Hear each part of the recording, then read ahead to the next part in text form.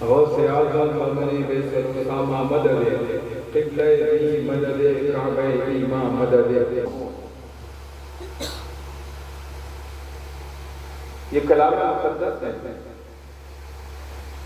بڑی نصیحت کی باتیں ہیں. اگر قرآن پر عمل کر لیا جائے تو انسان یہ زندگی پا جاتا ہے، زندگی جینے کا سلیقہ اور شعور پا جاتا ہے. اس میں کچھ قصے بھی بیان کیے گئے ہیں، لیکن وہ قصے ایسے ہیں کہ جو کہ ہمیں زندگی جینا سکھا دیتے ہیں. انہی میں سے ایک واقعہ ہے جس سے میں اپنے گفتگو کا آغاز کرنا چاہوں گا. حالانکہ اصل موضوع میرا سورہ فاتحہ ہے، لیکن آپ اس کو سماعت کریں پھر اس کے بعد انشاءاللہ بناتے ہیں. اللہ نے ارشاد فرمایا ام کنتم شہداء اذ حضر یعقوب الموت، کیا تم لوگ اس وقت حاضر تھے جس وقت یعقوب کو موت کا وقت آ گیا؟ جس وقت یعقوب کو موت کا وقت آ گیا، کیا تم لوگ اس وقت حاضر تھے؟ انہوں نے کہا تھا اذ قال لبنیہ، انہوں نے اپنے بیٹوں سے کہا تھا ما تعبدون من بعدی، اے میرے بیٹو تم یہ بتاؤ کہ میرے مرنے کے بعد عبادت کس کی کرو گے؟ یہاں بزرگ حضرات بھی موجود ہیں. بہت ممکن ہے کہ آپ نے اپنی زندگی میں ایسا دیکھا ہو کہ آپ کے والد گرامی یا آپ کے دادا یا پردادا رہے ہیں اور آپ کے سامنے وہ دم توڑ رہے ہیں، آخری مرحلہ ان کا ہو. اور جس وقت ایک بندہ آخری مراحل سے گزر رہا ہوتا ہے تو جو زندہ لوگ ہوتے ہیں وہ لاچار ہوتے ہیں. اب اس وقت وہ کچھ نہیں کر سکتے ہیں اس بندے کے ساتھ سوائے آنسوؤں کے. وہ آنسوؤں کا خراج پیش کر رہے ہوتے ہیں اور وہ بندہ بھی بے بس پڑا ہوا ہوتا ہے. اب ایسے وقت میں کہ آپ حسرت بھری نگاہ سے اس بندے کو دیکھ رہے ہوں اور وہ موت کے انتظار میں ہو اور اچانک وہ آنکھ کھولے اور کچھ کہے، تو یہ جو بات کہی جاتی ہے نا، یہ پوری زندگی کا نچوڑ ہوتا ہے. جب بندہ آخری وقت میں آخری مراحل میں جو بات کہتا ہے تو اس کا مطلب اس نے زندگی کی سوچ کیا رکھی ہے، کن سوچوں میں اس نے زندگی گزاری ہے، وہ آخری زندگی یہ بتاتے ہیں. میرے پاس میں ایک کتاب ہے جس میں 250 لوگوں کے اقوال پیش کیے گئے ہیں کہ جس میں لوگوں نے جب وہ دم توڑنے لگے تو انہوں نے کچھ باتیں بولی لیکن وہ سنہرے حد سے لکھنے کے قابل بھی. ان کو پڑھیں آپ تو زندگی پا جائے. یہ یعقوب علیہ السلام ہیں اور یہ بھی ان کا آخری وقت چل رہا ہے. ان کے بیٹے حاضر ہیں، ان کی موت کا وقت آ چکا ہے، سکرات موت طاری ہو چکے ہیں. ایسے وقت میں یہ اپنی آنکھوں کو کھولتے ہیں اور اپنے بیٹوں کو مخاطب کرتے ہیں اور مخاطب کر کے ارشاد فرماتے ہیں ما تعبدون من بعدی، اے میرے بیٹے تم یہ بتاؤ میرے مرنے کے بعد عبادت کس کی کرو گے؟ یعنی ایک سوال ہے جو کہ چلتے چلتے آخری دم آخری سانس میں یاد آ گیا. ما تعبدون من بعدی، ہاں میرے بیٹوں بتاؤ تو صحیح تم میرے مرنے کے بعد عبادت کس کی کرو گے؟ ایک باپ کو فکر ہو رہی ہے میں تو چلا جاؤں گا لیکن یہ میرے بیٹے کہاں جائیں گے، میرے بیٹے کدھر جائیں گے؟ ایک باپ کو فکر ہو رہی ہے. یہ نہیں ہے کہ اے میرے بیٹوں میں نے مالیت چھوڑی ہے، مال و اسباب آپ کے لیے مہیا کیا ہے، آپ لوگ آپس میں اس کو تقسیم کر لینا، آپس میں لڑنا نہیں ہے، محبتوں کے ساتھ میں رہنا ہے. نہیں نہیں، بلکہ یہ زندگی کا نچوڑ ہے. ما تعبدون من بعدی، میرے بعد عبادت کس کی کرو گے؟ کہیں شرک تو نہیں کر لو گے، کہیں اللہ کے راستے سے ہٹ کر نہیں جاؤ گے؟ ما تعبدون من بعدی، میرے بعد میرے مرنے کے بعد تم عبادت کس کی کرو گے؟ تو بیٹے ہاتھوں کو جوڑ کر کے عرض کرتے ہیں ما تعبدون من بعدی قالوا نعبد الہک و الہ آبائک ابراہیم و اسماعیل و اسحاق الہا واحدا وَنَحْنُ لَهُ مُسْلِمُونَ. اے ہمارے والد گرامی آپ فکر مند ہو رہے ہیں کہ ہم آپ کے مرنے کے بعد کس کی عبادت کریں گے؟ ہم تو آپ عبادت کریں گے، اپنے آبا و اجداد باپ دادا جس کی عبادت کرتے رہے ہیں اس معبود کی عبادت کریں گے، وَنَحْنُ لَهُ مُسْلِمُونَ، اور ہم تو مسلمان ہی بنیں گے، ہم تو اسی کے سامنے اپنے گردنوں کو جھکائے ہوئے رکھیں گے۔ ایک باپ جو کہ اپنے بیٹوں سے آخری وصیت کیا کر رہا ہے، میرے مرنے کے بعد عبادت کس کی کرو گے؟ ان کے بیٹے کون ہیں جانتے ہیں؟ حضرت یعقوب کے بیٹے یوسف تھے، یوسف نبی، اور یعقوب کس کے بیٹے ہیں؟ یہ حضرت اسحاق کے بیٹے، اسحاق کس کے بیٹے ہیں؟ ابراہیم کے بیٹے ہیں۔ ارے دیکھو تو صحیح طرح دیکھو، ذرا غور کرو اس باپ کی وصیت پر، اس باپ کے جملوں پر غور کرو کہ اس کا بیٹا بھی نبی ہے اور یہ خود نبی، اس کا باپ بھی نبی اور اس کا دادا بھی نبی، یعنی حضرت یوسف جو بیٹے ہیں وہ خود نبی، جو کہہ رہے ہیں یعقوب وہ خود نبی، اسحاق وہ ان کے والد یعنی یوسف کے دادا وہ بھی نبی، پر دادا وہ بھی نبی۔ نبوت کا سلسلہ آگے بھی ہے اور پیچھے بھی ہے، اور پھر بھی خدشہ لگا ہوا ہے کہ کہیں ایسا نہ ہو کہ میری اولاد مرنے کے بعد کہیں دوسری جگہ چلی جائے، کہیں مرتد تو نہ ہو جائے، کہیں اپنے ایمان سے پھر تو نہ جائے۔ آج ایک باپ نبی ہو کر کے اپنے بیٹے نبی کو وصیت کرتا ہے، یہ وصیت کر رہا ہے کہ میرے مرنے کے بعد عبادت کس کی کرو گے؟ لیکن آپ ذرا غور کر کے تو دیکھو، آپ تو نبی تو دور کی بات ہے، آپ ولی بھی نہیں ہیں، آپ سچے مومن بھی نہیں ہیں، لیکن آپ کو تو کوئی فکر نہیں اپنے بچوں کی، آپ تو اپنے بچوں کو صرف بینک بیلنس جمع کرتے ہیں، آپ تو صرف اپنے بچوں کو انجینئر ڈاکٹر بناتے ہیں، آپ تو اپنے بچوں کو فاتحہ کا طریقہ بھی نہیں سکھاتے۔ ذرا غور کر کے تو دیکھیے نا، ایک باپ یہ کہہ رہا ہے اپنے بیٹے سے جو کہ ایک نبی ہے، پیغمبر، اور نبوت کا سلسلہ آگے بھی ہے اور پیچھے بھی ہے۔ ایک اور اللہ نے ارشاد فرمایا ہے، یا ایھا الذین آمنوا قوا انفسکم واہلیکم نارا، اے ایمان والو بچاؤ تم اپنے آپ کو اور اپنے گھر والوں کو بھڑکتے ہوئے شعلوں سے۔ یہ آیت آپ نے بار بار سنی لیکن دوسرے انداز کو بیان کرنا چاہتا ہوں۔ اے ایمان والو تم بچاؤ اپنے آپ کو اور اپنے گھر والوں کو بھڑکتے ہوئے شعلوں سے۔ آپ سمجھ رہے ہیں یہ ایمان والوں سے کہا جاتا ہے کہ اے ایمان والوں بچاؤ تم اپنے آپ کو اور اپنے گھر والوں کو بھڑکتے ہوئے شعلوں سے۔ آپ سے کہا جا رہا ہے، آپ سے ذرا سر ہلا دیں مجھے پتا چل جائے آپ سن رہے ہیں، آپ سے کہا جا رہا ہے کہ اے ایمان والوں بچاؤ اپنے آپ کو اور اپنے گھر والوں کو بھڑکتے ہوئے شعلوں سے۔ آپ سے کہا جا رہا ہے، لیکن نہیں، آپ سے بھی پہلے یہ کلام پاک نازل ہوا ہے 1400 سال پہلے، 1400 سال پہلے نازل ہوا۔ یہ آپ سے تو 1400 سال کے بعد میں کہا جا رہا ہے کہ اے ایمان والوں بچاؤ تم اپنے آپ کو اور اپنے گھر والوں کو بھڑکتے ہوئے شعلوں سے۔ لیکن اللہ کی قسم یہ کلام پاک اس وقت نازل ہوا جس وقت کہ ابو بکر صدیق بھی تھے، جس وقت عمر فاروق اعظم بھی تھے، عثمان غنی بھی تھے، حضرت علی بھی تھے، بلال حبشی بھی تو ہیں۔ کیا یہ ایمان والے نہیں ہیں؟ اگر ایمان والے ہیں تو ایمان والے ان لوگوں سے بھی تو کہا گیا نا، بچاؤ تم اپنے آپ کو اور اپنے گھر والوں کو بھڑکتے ہوئے شعلوں سے۔ ان لوگوں سے بھی کہہ دیا گیا، وہ بلال حبشی کہ جس نے اپنی پوری زندگی اسلام کے نام بنا کر دی، اسلام کے نام پر قربان کر دی، اس بلال حبشی سے بھی مخاطب ہے کلام پاک، بچاؤ اپنے آپ کو، بچاؤ اپنے آپ کو اور اپنے گھر والوں کو بھڑکتے ہوئے شعلوں سے۔ ان لوگوں سے بھی کہہ دیا گیا، حالانکہ بلال حبشی نے تو پوری زندگی بنا کر دی تھی اسلام کے لیے، کتنی قربانیاں پیش کی کہ ان کی پیٹھ پہ وہ چربی پگھل جاتا تھا، ریت پر ان کو گھسیٹا جاتا اور ان کے جسموں میں میخیں ٹھوک دی جاتی، ان کی زبان پر گرم گرم کوئلے رکھ دیے جاتے، لیکن وہ کبھی اف نہیں کہتے تھے۔ لیکن کلام پاک ان سے بھی مخاطب ہے، بچاؤ اپنے آپ کو اور اپنے گھر والوں کو بھڑکتے ہوئے شعلوں سے۔ جب ان صحابہ سے کہہ دیا گیا کہ اپنے آپ کو بچاؤ اور اپنے گھر والوں کو بچاؤ، تو کیا آپ سے نہیں کہا جائے گا؟ ان لوگوں سے بھی جب کہہ دیا گیا کہ وہ اتنی قربانیاں پیش کر رہے ہیں، لیکن ان لوگوں سے بھی جب کلام پاک مخاطب ہے تو آپ سے کیوں نہیں؟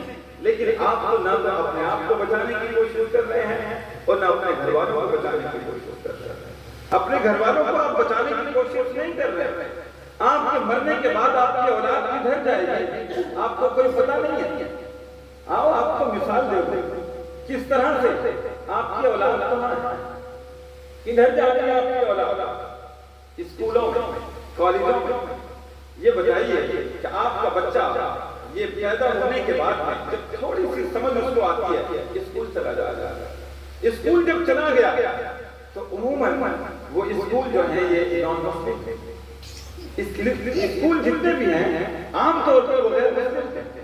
اس میں جو نظام چلتا ہے وہ نان مسلم ہے، اس میں جو کتابیں چلتی ہیں وہ نان مسلم ہے، اس میں جو ٹیچرز ہیں وہ بھی نان مسلم ہیں۔ ایک بچہ جو چھوٹا سا ہے آپ نے اپنے بچوں کو غیر مسلم کے حوالے کر دیا اور بچپن سے ہی یہ بچہ ہائی اسکول اور انٹر اور آگے تک پڑھتا رہا، یہ غیر مسلم کی کتابیں پڑھتا ہے، یہ تو وہی کتابیں پڑھتا ہے جس میں اورنگزیب کو ظالم بادشاہ کہا جاتا ہے، یہ تو وہی کتابیں پڑھتا ہے نا کہ جس میں بابری مسجد پہ اگر حملہ، یہ بابری مسجد پہ اگر بابری مسجد کو بنا دیا جائے تو بتایا جاتا ہے کہ ظالم بادشاہ نے بنایا اور غلط طریقے سے اس کو بنایا گیا۔ یہ تو وہی تاریخ پڑھتا ہے اور یہ آپ کا بچہ پیدا ہوتے ہی جب سے سمجھ آئی اس کو، جب سے لے کر کے پڑھ رہا، آپ کی بچیاں بھی وہی پڑھ رہی ہیں، ایک بینچ پہ ایک لڑکا بھی بیٹھا ہے اور آپ کی بیٹی بھی وہی بیٹھی ہے، بے پردہ رہے گی، حجاب پہ قانون آنے والا ہے، لیکن آپ سوچ رہے ہیں آپ کو کوئی فکر نہیں ہے۔ ایک نبی ایک پیغمبر فکر کرتا ہے اپنی اولاد کی، آپ کو کوئی فکر نہیں ہے، آپ کو تو کوئی مسئلہ ہی نہیں ہے۔ آپ مر جائیں گے بیلنس چھوڑ رہے ہیں نا، بیلنس ہی سب کچھ ہے، یہ 2 بیگھہ زمین چھوڑ رہے ہیں آپ اپنے بیٹے کے لیے، یہی سب کچھ ہے۔ نہیں نہیں نہیں، یہ نبیوں کی زندگی کچھ بتاتی ہے، یہ صحابہ کی زندگی کچھ بتاتی ہے۔ آپ نے اپنی اولاد کو کس کے حوالے کیا، کس کے حوالے کیا؟ آج نان مسلم کے یہاں وہ سب کچھ پڑھائیاں پڑھ رہے ہیں، یہ مسلمان تو نہیں بن سکتا نا بندہ۔ آپ کا بچہ اگر مدرسے میں آتا بھی ہے تو کتنی دیر کے لیے؟ صرف کلام پاک پڑھنے کے لیے، صرف کلام پاک پڑھنے کے لیے۔ یہاں نوجوان حضرات بھی موجود ہیں، آپ مجھے کوئی اسکول کی ایسی کوئی کتاب بتا دیجیے کہ جو کہ صرف پڑھائی جا کے سمجھائی جائے، کوئی ہے ایسی کتاب؟ کوئی ایسی کتاب ہے کہ جو کہ صرف پڑھائی جاتی ہو اور سمجھائی نہ جاتی ہو؟ لیکن قرآن پاک کو آپ صرف پڑھا رہے ہیں، سمجھاتے نہیں۔ کیا ہے یہ؟ کیا آپ اگر ایپل اور مینگو اگر آپ کہتے رہیں گے اور آپ اس کو سمجھیں گے نہیں، اس کا مطلب نہیں سمجھیں گے تو آپ کو کسی معنی نہیں ہے، کوئی معنی نہیں اس پڑھائی کا، تو پھر یہاں کیوں نہیں کہتے آپ الحمد کا معنی؟ کیا آپ نے سمجھا؟ کیا آپ کے بچوں نے سمجھا ہے؟ نہیں سمجھ رہے، اور یہی تو وجہ ہے اسلام کو سمجھتے ہی نہیں۔ وہی بیٹی جو کہ ایک بینچ پہ بیٹھی ہوئی ہے وہ آج نان مسلم کے ساتھ میں فرار ہو جاتی ہے۔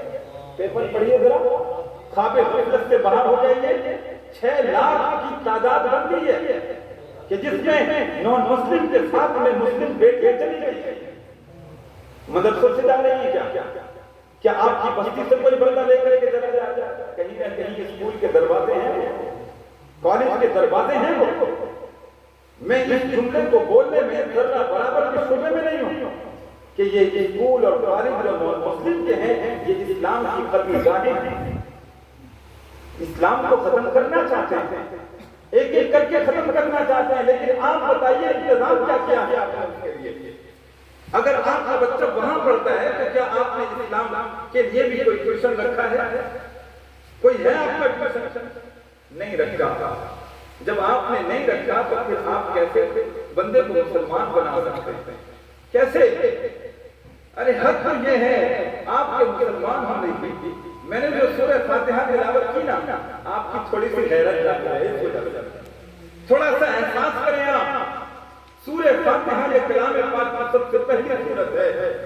جب تک آپ علم حاصل نہیں کریں گے، جب تک آپ صحیح طریقے سے دین کی جانکاری حاصل نہیں کریں گے، آپ کامیاب مسلمان نہیں بن سکتے۔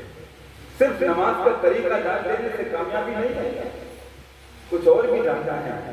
یہ کلام پاک ہدایت کے لیے نازل ہوا تھا، لیکن آج ہم نے اس کو صرف قرآن خوانی میں پڑھنے کے لیے متعین کر دیا ہے، صرف 40ویں میں پڑھنے کے لیے متعین کر دیا ہے۔ جب کوئی مرنے لگے تو سورہ یاسین اس کے سامنے بٹھا کر کے پڑھوانے لگے. اسی کے لیے نازل ہوا تھا کیا؟ میں یہ نہیں کہتا کہ اگر کسی مرنے والے کے سامنے سورہ یاسین کی تلاوت کی جائے تو اس کی روح آسانی سے نہیں نکلے گی. ایسا نہیں کہتا، آسانی سے نکلے گی، لیکن ہم یہ کہنا چاہتے ہیں علامہ اقبال نے بھی یہی کہا تھا کہ سورہ یاسین ایسے وقت میں پڑھواتا ہے جبکہ روح گلے میں پھنس گئی ہے. انہوں نے ہنستے ہوئے یہ بات کہی، تو نے قرآن سے سیکھا بھی تو مر نہیں سیکھا. کاش قرآن سے جینا سیکھ لیتا. اگر قرآن سے جینا سیکھ لیتا تو آج مرتے وقت میں سورہ یاسین کوئی دوسرا پڑھوانے کی ضرورت نہیں ہوتی، بلکہ تیری زبان پر خود یاسین کے کلمات جاری ہو جائے. سبحان اللہ. لیکن ہماری قوم قرآن کو صرف پڑھ رہی ہے، سمجھ نہیں رہی.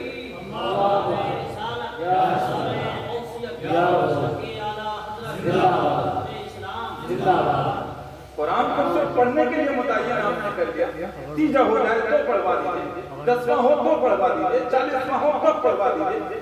بھائی پڑھوائیے، کوئی مسئلہ نہیں ہے، ثواب آپ کو ضرور ملے گا، میت کو فائدہ ضرور پہنچے گا. لیکن خدا کی قسم آپ سمجھتے تو صحیح، سمجھتے تو صحیح. آپ اگر آپ سمجھ جاتے تو یہ جو لوگ آج قرآن سے نظریں بچاتے ہیں نا، قرآن کو پڑھنا نہیں چاہتے ہیں، اگر آپ کے سینوں میں کلام پاک محفوظ ہو جاتا تو آپ چلتے پھرتے قرآن پاک بن جاتے.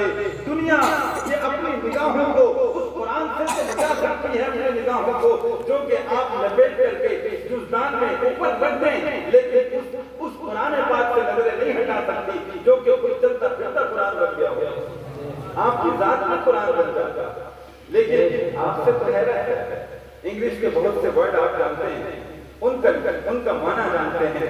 آپ انگریزوں کو بھی پڑھانے کی ہمت رکھتے ہیں، اتنے بھی انگلش آپ جانتے ہیں، لیکن الحمد کا تو معنی نہیں سمجھتے آپ، والناس کا معنی تو نہیں سمجھتے آپ. 6666 آیت کلام پاک میں ہیں، ایک لفظ کا معنی نہیں سمجھ رہے ہیں آپ. علماء کو میں نہیں بول رہا ہوں، علماء ماشاءاللہ آپ کو زیادہ جانتے ہیں، میں آپ سمجھتا ہوں. آپ ایک لفظ کا معنی نہیں سمجھ رہے ہیں.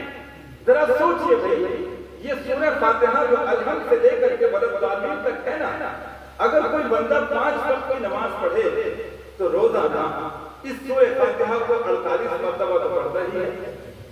48 مرتبہ روزانہ پڑھتا ہے. اور اتنے سال سے آپ نماز ادا کر رہے ہیں، لیکن کبھی سوچا کہ الحمد کا معنی کیا ہے؟ کبھی سوچا آپ نے وللضالین کا معنی کیا ہے؟ کبھی نہیں سمجھتے آپ. یہی تو وجہ ہے نا کہ جیسے ہی آپ نے نیت باندھی تو کبھی دکان ہے تو کبھی مکان ہے، کبھی کھیت ہے کبھی کھلیان ہے. یہی تو وجہ ہے جب آپ الحمد کا معنی نہیں سمجھتے. ورنہ وہ لوگ جو کہ اس کے معنی کو سمجھتے تھے، وہ علی کے جنہوں نے کہا تھا کہ وہ پورا قرآن پاک جو 6666 آیتوں میں ہے وہ سب کچھ سورہ بقرہ میں سما دیا گیا، اور جو کچھ سورہ بقرہ میں ہے وہ سب کچھ سورہ فاتحہ میں ہے.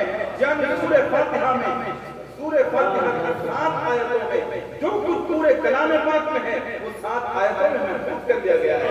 اور جو کچھ 7 آیتوں میں ہے وہ بسم اللہ الرحمن الرحیم میں ہے، اور جو کچھ بسم اللہ الرحمن الرحیم میں ہے وہ بسم اللہ کے با میں ہے، اور اس نقطے میں ہے، اور وہ نقطہ میں ہے.